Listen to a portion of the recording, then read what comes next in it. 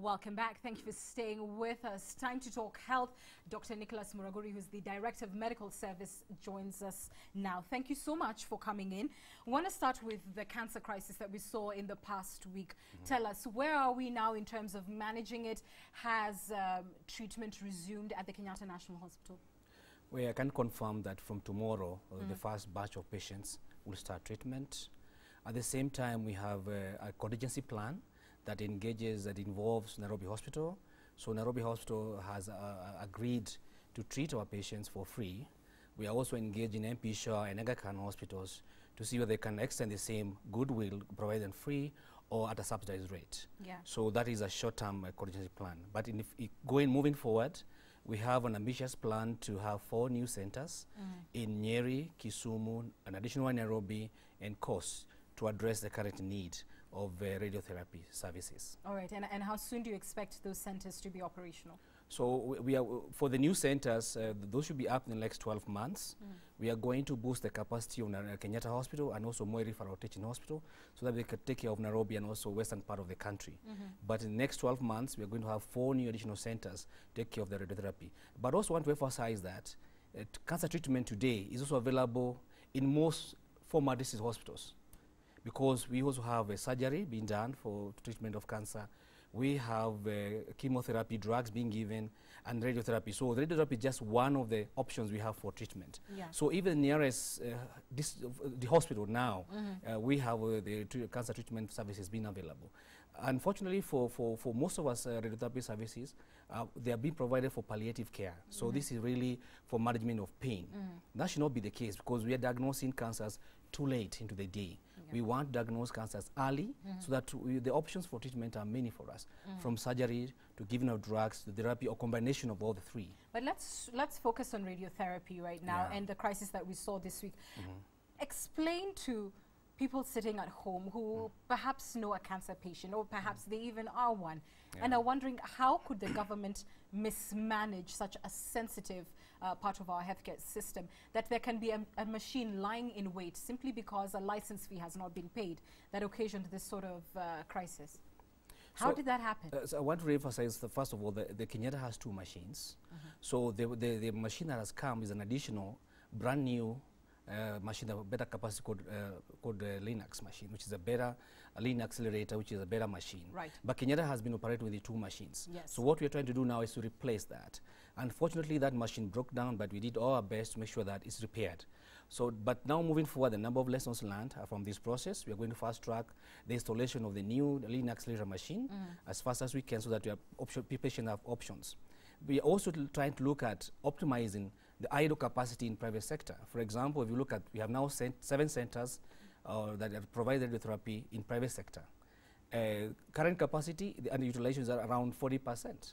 So we need to do much more to optimize on the current capacities existing. So we have some plans to start negotiating with private sector, because we believe in public-private partnerships, so that we can also maximize on the capacity that exists in private sector as well. And this is good in as far as a lesson learned going forward. But one, I want to focus on the mismanagement of this particular crisis, because as you rightly said, there are 2 machines that Kenyatta has been using. One, I think, has been in use for about 23 years.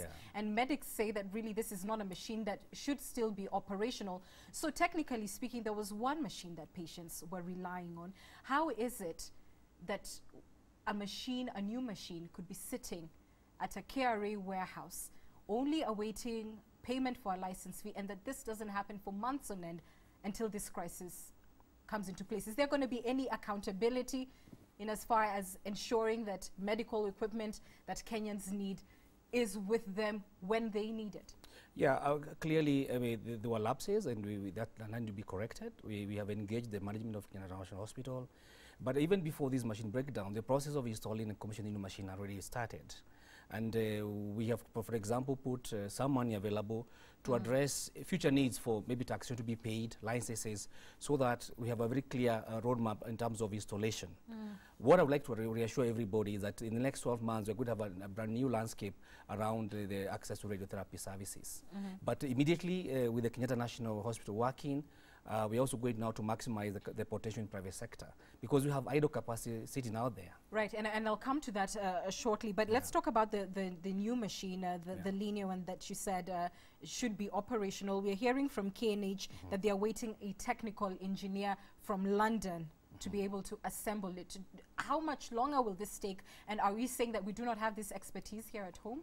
Unfortunately, we don't have the expertise required to assemble the machines.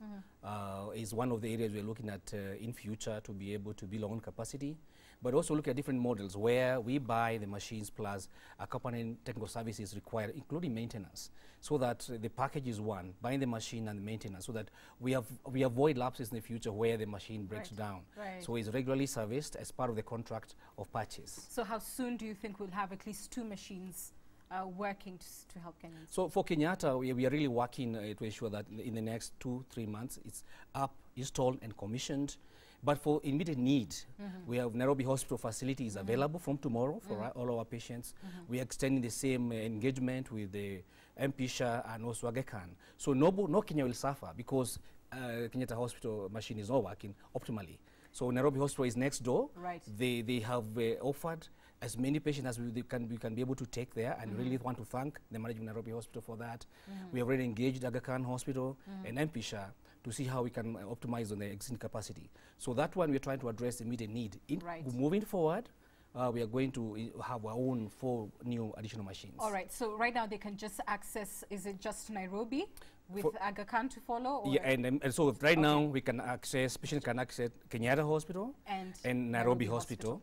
But in the next 1 week we should be able to resolve and engage Aga Khan. We already started having talks with them, Aga Khan and MP-SHA, to extend the scope of services. And this is for free? Yeah. All right, let's shift focus now to the government's 38 billion shilling healthcare plan, which, you know, when it hit headlines, had Kenyans, you know, in celebration that finally something was being done. But it seems that you've hit a snag because the Council of Governors says they were not consulted on this, and obviously health is a devolved function.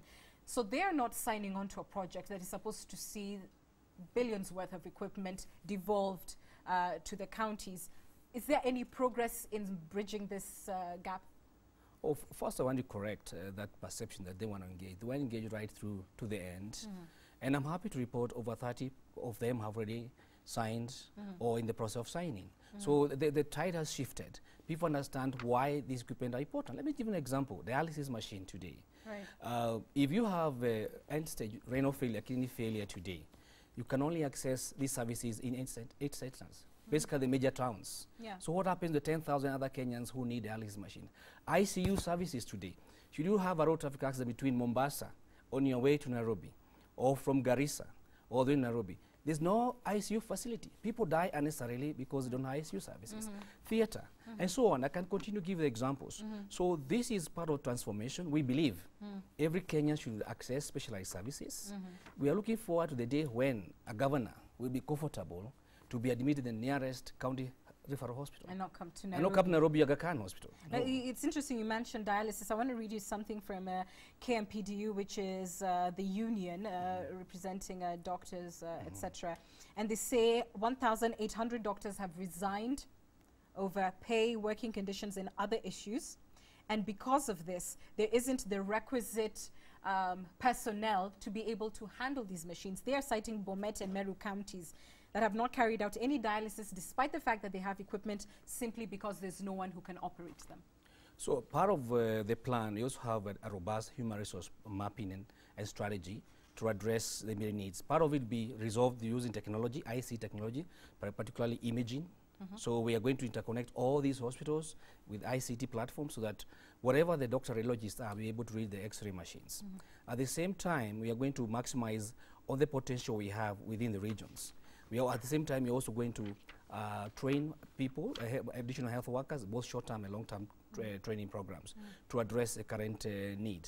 So it's not true that those particular facilities are not functioning, maybe not functioning for other reasons, but we have a very robust plan to ensure that every facility, every service required, we have requisite human resources. But we have both short-term and a long-term plan for this. But this 1,800, because I know they're citing this from the doctors' strike, is it about 2 or so years ago?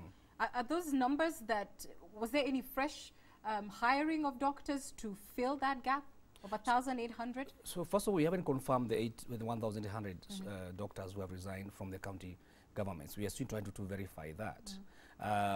But I strongly believe that probably be wrong. That figure is too much. The figure of 1,800. It is alarming. It's alarming for everybody. It probably means that the public housing will have collapsed, which is not the case. We also need to appreciate that the county governments have done a lot in terms of improving their relationship with doctors. And at the same time, even national government, we have a working group that involves the national government, Public Service Commission, SRC, the Council of Governors, to try to resolve the labor relationship issues with the doctors. We mean well, everybody means well, both national government and the county government, and we have engaged the union to tell them we care about them. We care about the doctors and all health workers. We want to resolve other issues. We need to understand the challenges we are having now are transitional challenges. Right. Devolution will work. It has to work anyway. That is what Kenyans chose. And all of us have a mandate to ensure that it works. As regards our responsibility of national government, we are going to continue supporting the county government so that their services work. And we have good stories we hear every day in counties where things are happening. So these are isolated incidences. Largely, things are happening. Of course, we can do better than we are doing, but I think we need to give county government goodwill for them to deliver on the mandates they have. Well, we certainly wish national and county governments well in as far as health is concerned, for all our sakes. Sure. Dr. Nicholas Muraguri, the Director of Medical Services, thank you so much for speaking to us tonight. We return now to the top 5 things you've been searching for on the internet, and you won't believe what's in at number 5. The UEFA Champions League, Man City, Barcelona versus Man City, Barcelona versus Manchester City. Also